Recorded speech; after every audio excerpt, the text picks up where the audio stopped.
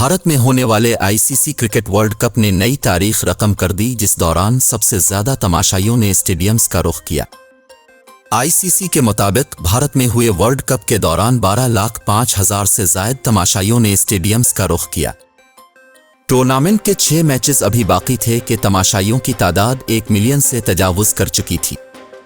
ICC cricket world cup ने broadcast और digital viewership के भी रिकॉर्ड्स कायम कर दिए हैं। आईसीसी के मुताबिक 14 अक्टूबर को नरेंद्र मोदी स्टेडियम में होने वाला पाक भारत मैच स्टेडियम में सबसे ज्यादा देखा जाने वाला मैच था। दूसरी जानिब ऑस्ट्रेलिया और न्यूजीलैंड में 2015 में होने वाला वर्ल्ड कप 10,16,000 तमाशाइयों ने देखा था। वाज़ेह रहे कि इससे कबल 2019 में इंग्लैंड में तमाशाइयों की तादाद 7,52,000 थी।